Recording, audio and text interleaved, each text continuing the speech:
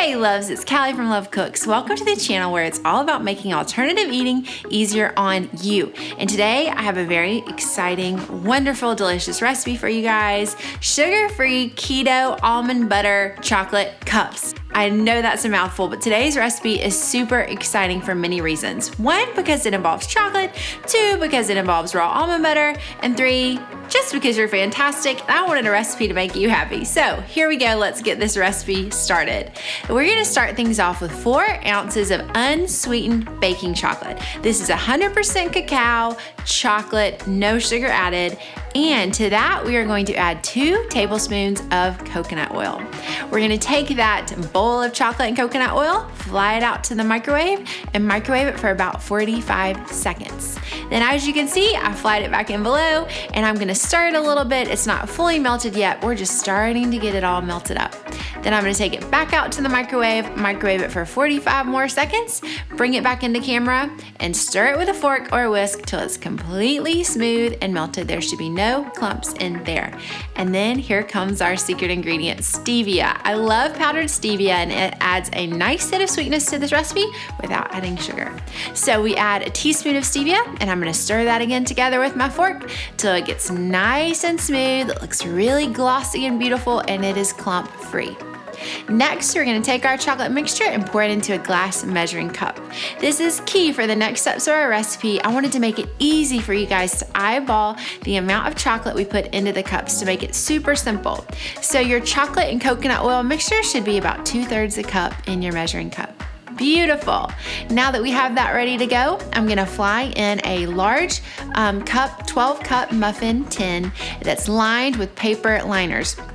These are just your basic paper liners that you get at the store when you go to make cupcakes. I chose white because they showed up on camera. Praises. So line your muffin tin halfway with 6 of the paper liners. This recipe makes 6 keto cups. You could double it and put 6 more in and make 12 if you feel. But today I decided this recipe is simple, just making 6. So we have it lined, and I'm gonna pour about 1/3 of our chocolate, so half of the mixture that's in the measuring cup, into the muffin tins. So I did it about, I would say maybe like a tablespoon-ish at a time, pouring it into each of the 6 cups, and then kind of tops it off to make it look even and flat in there.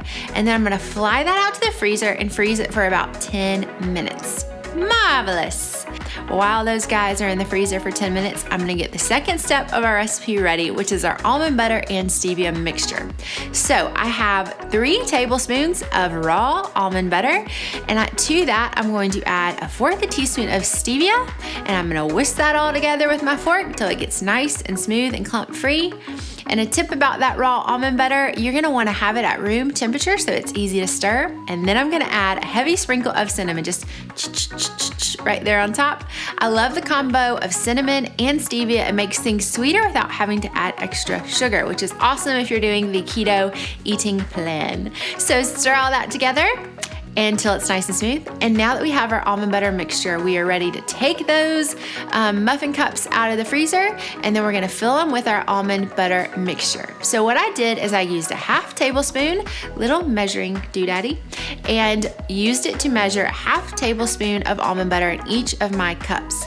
Tip here on making those cups look great: you wanna add the almond butter right there to the center of the chocolate so that there's a rim of chocolate around the almond butter. Obviously, as you can see from overhead, I'm not a perfect individual, and I definitely kind of biffed these a little bit when I was pouring them in there so that some of them did get a little close to the edge. But you really wanna try and plop that almond butter right there in the center if you can, so that when we go to pour the chocolate over it, it creates a nice seal. So I'm gonna take those back out to the freezer for 10 more minutes, and then once those are set, I'm gonna bring them back into the frame. And here's the fun part: we are gonna top it with the remainder of our stevia chocolate coconut mixture. So again, you have about 1/3 cup left, and I just poured it evenly on top of all the cups, using about a tablespoon on each of one, and then eyeballing it to see like which one needs a little more love, a little more chocolate love, which ones look good. And once you've coated all those with your chocolate, then you're gonna take some coarse sea salt. I love the hit of sea salt to make it nice and flavorful and a little crunch at the top, extra crunch.